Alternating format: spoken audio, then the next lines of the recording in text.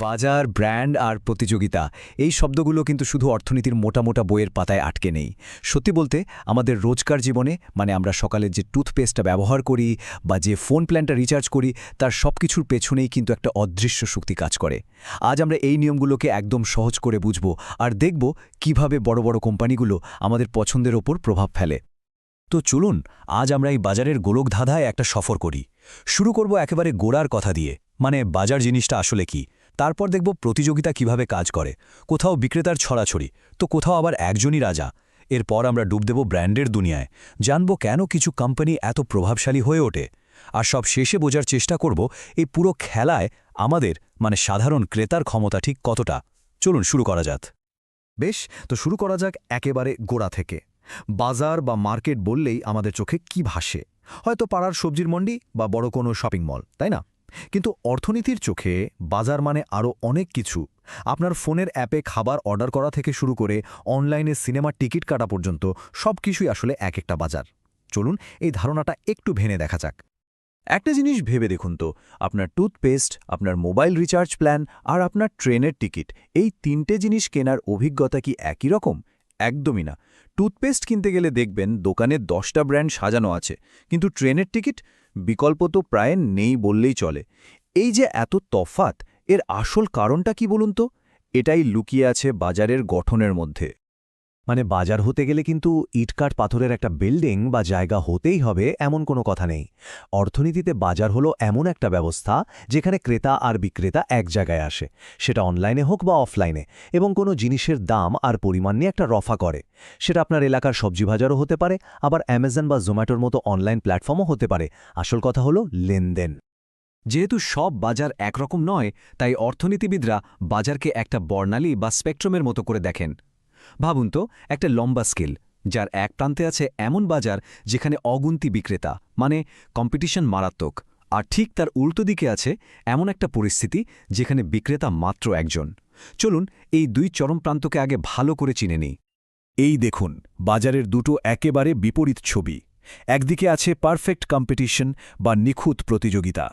এখানে এত এত বিক্রেতা যে কোনো একজন একা দামের ওপর প্রভাব ফেলতেই পারে না।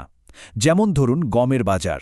এখানে কৃষকরা হলেন প্রাইস টেকার, বাজার যে দামটা ঠিক করে দেবে সেটাই তাদের মেনে নিতে হবে। আর ঠিক তার উল্টো দিকে আছে মনোপলি বা একচেটিয়া বাজার, যেখানে বিক্রেতা মাত্র একজন। যেমন ধরুন ইন্ডিয়ান রেলওয়েজ। এখানে ওরাই দাম ঠিক করে, তাই ওরা হলো প্রাইস মেকার। সত্যি বলতে এই পারফেক্ট কম্পিটিশন জিনিসটা অর্থনীতির বইয়ের পাতাতেই বেশি দেখা যায়। বাস্তবে এটা খুঁজে পাওয়া প্রায় অসম্ভব। ভারতের কোনো বড় আনাজ মান্ডির কথা ভাবুন। একজন গম চাষি কি সেখানে গিয়ে বলতে পারবেন, আমি আমার গম বাজারের থেকে বেশি দামে বেচব? না, পারবেন না। কারণ তার মতো হাজার হাজার বিক্রেতা সেখানে আছে। তাকে বাজারের চলতি দামটাই মেনে নিতে হবে। আর মনোপলি হলো ঠিক এর উল্টো। এখানে বিক্রেতা মাত্র একজন, যিনি পুরো বাজারের যোগান নিয়ন্ত্রণ করেন, এবং তার পণ্যের কাছাকাছি কোনো বিকল্পই নেই। এই ক্ষমতার কারণেই ইন্ডিয়ান রেলওয়েজের মতো সংস্থা প্রাইস মেকার হতে পারে। ওরা চাইলে সিনিয়র সিটিজেনদের জন্য টিকিটের দাম কম রাখতে পারে, আবার অন্যদের জন্য বেশি। এই জিনিসটাকেই বলে প্রাইস ডিসক্রিমিনেশন। কিন্তু বাস্তব দুনিয়া তো আর সাদা কালো নয়, তাই না? বেশিরভাগ বাজারই ওই দুটো চরম অবস্থার মাঝামাঝি কোনো একটা জায়গায় থাকে, আর এখানেই জন্ম হয় ব্র্যান্ডের দুনিয়ার। এই বাজারটাকেই আমরা বলি মনোপলিস্টিক কম্পিটিশন বা একচেটিয়া প্রতিযোগিতামূলক বাজার। সাবানের বাজারের কথা ভাবুন তো। এখানে বিক্রেতা অনেক, লাক্স, ডাভ, লাইফবয়, কত কি। কিন্তু প্রত্যেকটা ব্র্যান্ড নিজেদেরকে আলাদা প্রমাণ করার চেষ্টা করে। কেউ বলে তাদের সাবান মাখলে ত্বক নরম হবে, কেউ বলে সব জীবাণু মরে যাবে। জিনিসগুলো আসলে একই ধরনের, কিন্তু ব্র্যান্ডিং আর বিজ্ঞাপনের মাধ্যমে তারা নিজেদের মধ্যে একটা প্রতিযোগিতা তৈরি করে, যেটা শুধু দাম দিয়ে হয় না। এখানে তো বিজ্ঞাপনের আসল খেলা। কোম্পানিগুলো কোটি কোটি টাকা খরচ করে, যেটাকে বলা হয় সেলিং কস্ট, শুধু আমাদের এটা বোঝানোর জন্য যে তাদের পণ্যটাই সরা। কোলগেট, পেপসোডেন্ট বা পতঞ্জলির কথা ভাবুন, সবাই তো টুথপেস্ট বিক্রি করে, কিন্তু বিজ্ঞাপন, প্যাকেজিং আর ব্র্যান্ডিং দিয়েই ওরা একে অপরের থেকে আলাদা হয়ে ওঠে আর আমাদের মনে নিজেদের জন্য একটা জায়গা করে নেয়। এবার আসা যাক অলিগোপলির কথায়। নামটা শুনেই কেমন একটা ওজনদার ব্যাপার মনে হচ্ছে না? ঠিক ঠিক তাই। এটা হলো বড় বড় দৈত্যদের লড়াইয়ের ময়দান, যেখানে মার্কেটে খেলোয়াড় মাত্র কয়েকজন, কিন্তু প্রত্যেকেই বিরাট শক্তিশালী। এখানে প্রত্যেকটা কোম্পানি যেন দাবার বোর্ডে বসে আছে, একে অপরের চালের দিকে তীক্ষ্ণ নজর রাখছে। একজন যদি দাম কমায় বা কোনো নতুন অফার নিয়ে আসে, বাকিরাও সঙ্গে সঙ্গে নিজেদের স্ট্র্যাটেজি বদলাতে বাধ্য হয়, কারণ একজনের সিদ্ধান্ত সরাসরি অন্যদের ব্যবসায় প্রভাব ফেলে। এখানে একে অপরের উপর নির্ভরশীলতা মারাত্মক। আমাদের দেশে টেলিকম বাজার হলো এর একটা সেরা উদাহরণ। ভাবুন তো, জিও যখন প্রায় বিনে পয়সায় ডেটা নিয়ে বাজারে এলো, তখন কি হলো? এয়ারটেল, ভোডাফোন আইডিয়া সবার মাথায় হাত। ওরাও বাধ্য হলো নিজেদের প্ল্যানের দাম কমাতে। ঠিক একইভাবে গাড়ি বা সফট ড্রিঙ্কসের বাজার, যেমন কোকা-কোলা আর পেপসি, এগুলো অলিগোপলির দারুণ উদাহরণ। আচ্ছা, এতক্ষণ তো আমরা গল্পটা বিক্রেতার দিক থেকে দেখলাম, কিন্তু যদি পুরো ছবিটা উল্টে দিই, মানে বিক্রেতা অনেক কিন্তু ক্রেতা মাত্র একজন, তখন কি হবে? এই বিরল কিন্তু খুব গুরুত্বপূর্ণ পরিস্থিতিটাকেই বলে মনোপোসনি। এই পরিস্থিতিতে ক্ষমতার পুরো ভারসাম্যটাই উল্টে যায়। এখানে বিক্রেতার বদলে একজন ক্রেতাই দাম নিয়ন্ত্রণ করে। কারণটা খুব সোজা, বিক্রেতাদের কাছে ওই একজন ক্রেতাকে জিনিসটা বিক্রি করা ছাড়া আর কোনো উপায়ই থাকে না। ফলে ক্রেতা যা দাম বলবে সেটাই মেনে নিতে হয়।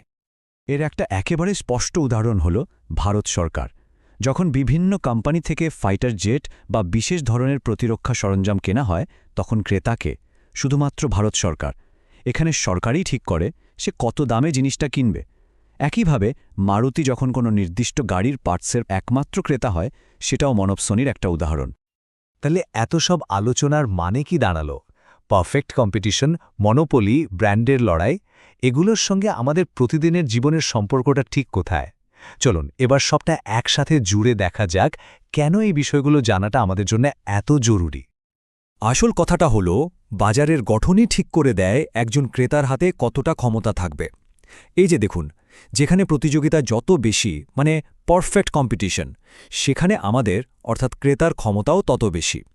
আর যেখানে প্রতিযোগিতা কম, যেমন মনোপলিতে, আমাদের পছন্দ করার ক্ষমতা আর দামের ওপর প্রভাব দুটোই একদম কমে যায়।